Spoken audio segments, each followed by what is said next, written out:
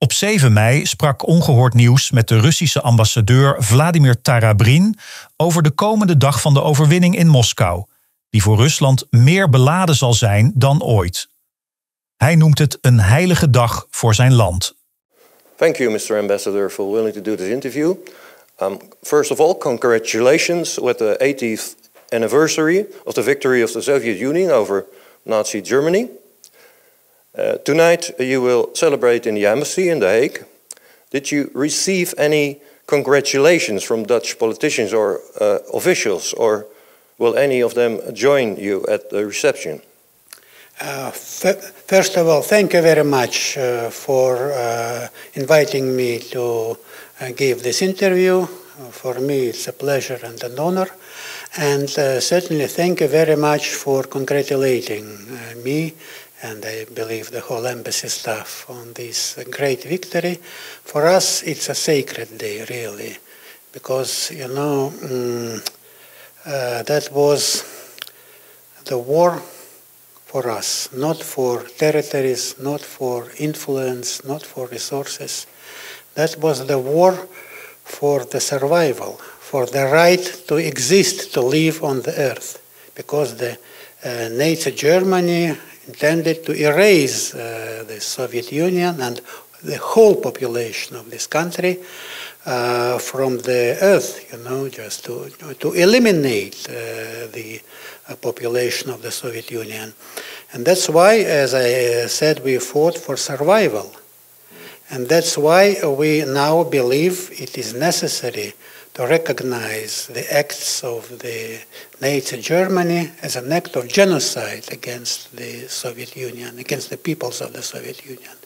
And we will strive to achieve it within the United Nations, because it's our duty to the memory of those who are dead, you know.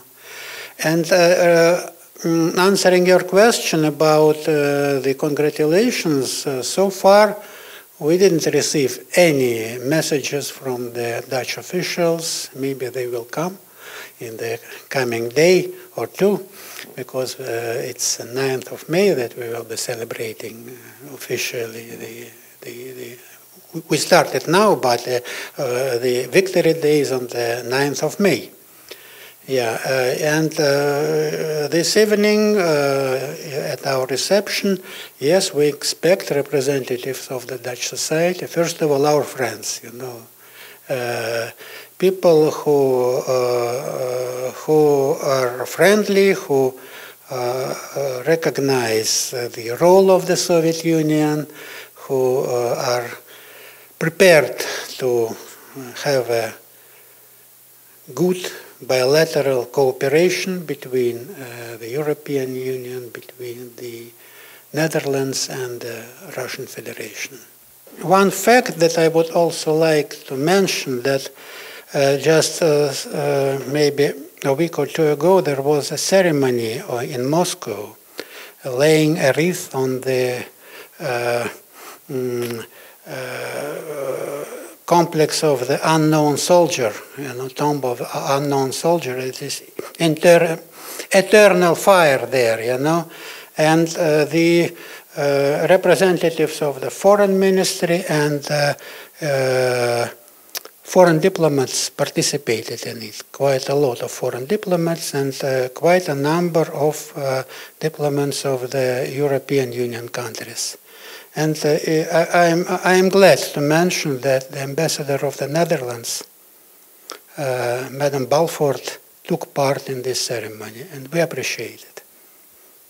There will be no European leaders in Moscow on the 9th of May, apart from the Slovak Prime Minister and probably the Serbian President. Do you think this is only because of the war in Ukraine, or maybe European leaders have never been very eager to attend the victory parade? You know, I remember the parade in 2010 when we celebrated the 65th anniversary of the Victory Day.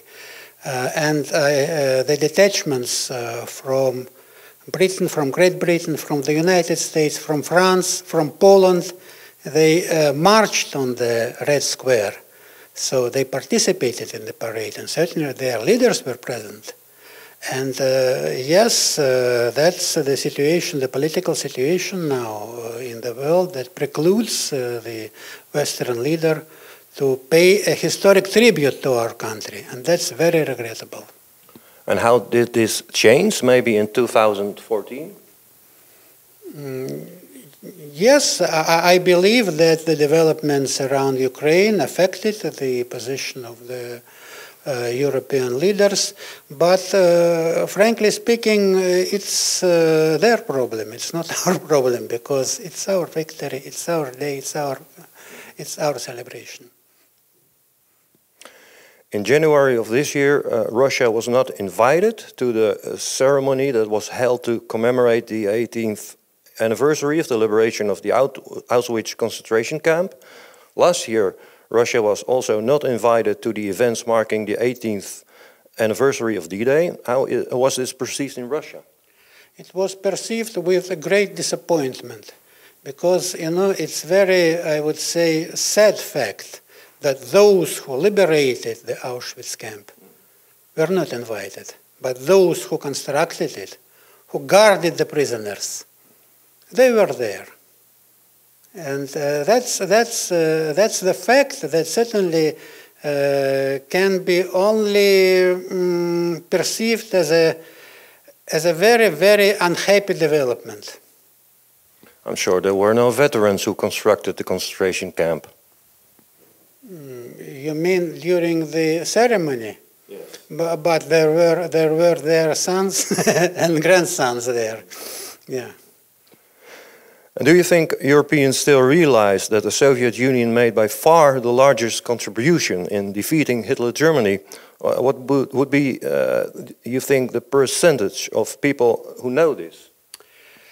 You know, now the historic truth is being eradicated from the public opinion, from the minds of the Europeans, especially young Europeans. Well, in 1945, for instance, President Roosevelt acknowledged that the decisive role in the Second World War was played by the Soviet Union. Now, certainly, there are attempts to distort this memory, to try to portray the events quite differently, and it is also very, very much disappointing. But we will continue to defend the historic truth. It was the Red Army that defeated Nazi Germany. Certainly, we are grateful to our allies. They did quite a lot. But the decisive role was played by the Soviet Union, by the Red Army. Yeah, the Red Army consisted of soldiers from all over the Soviet Union, also including Ukrainians who joined the battle against Nazi Germany. Russians and Ukrainians are now fighting each other. I can imagine that many Russians and Ukrainians will say there's no reason to celebrate while there is war. Yes, you are quite right. The Red Army consisted of representatives of all nationalities, of all ethnic groups of the Soviet Union. And it was a really multinational army. It comprised Russians, Belarusians, Uzbeks, Ukrainians, certainly. Quite a lot of Ukrainians participated in the war, and there were many heroes, many of those who sacrificed their lives for the sake of the victory. And when this historic memory is being challenged by the Ukrainian regime now, it's also a very sad fact, you know, and I believe that, and I don't believe, I know that in the Ukrainian society, the memory of the Great Patriotic War is still alive. There are attempts to organize festivities on the 9th of May. A lot of people want to mark this day in a proper way. But all these attempts are being brutally suppressed by the authorities. Nazi Germany was defeated, but from statements of your government, it seems the Nazis were never defeated. According to President Putin and other Russian officials, the Russian army is still fighting Nazis, this time in Ukraine. Yeah, regrettably, we see the revival of Nazism and fascism in Europe and in Ukraine especially, when we see the marches in honor of Bandera. And Bandera was the collaborator of Hitler, you know, and the so-called division Galiciana, that was the name of the Ukrainian division, of the German armed forces, but that was comprised mostly of the Ukrainians. They fought in the ranks of the Third Reich. And now these people are being, paid tribute to. They are proclaimed heroes.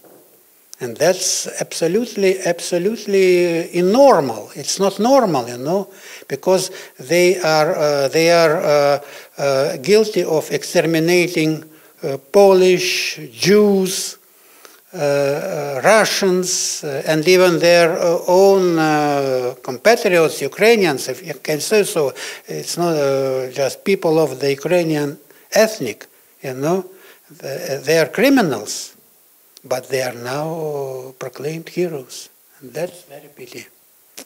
Yes, there are Ukrainians fighting on both sides, on the side of Nazi Germany and on the side of the Soviet Union, so this makes things complicated. I can say that on the side, within the ranks of the Soviet army, there were much more Ukrainians than those who were fighting within the German troops. These were mainly descendants of the West Ukraine. That is a bit different part of this country. But certainly the majority of Ukrainians, they were absolutely patriotic, and they contributed greatly to the victory. Moscow will be crowded on the 9th of May. I understand there are security concerns. President Zelensky said Ukraine cannot guarantee the safety of foreign officials planning to attend the victory parade. What to make of this? Is this a threat? Are the Ukrainians planning an attack?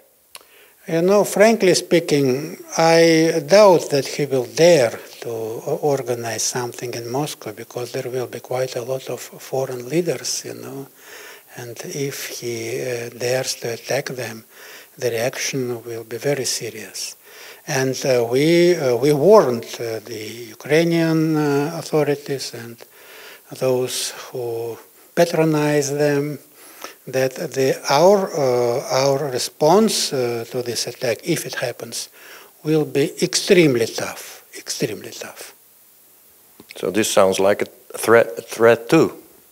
It's not a threat, it's a warning. No, we are not threatening anyone.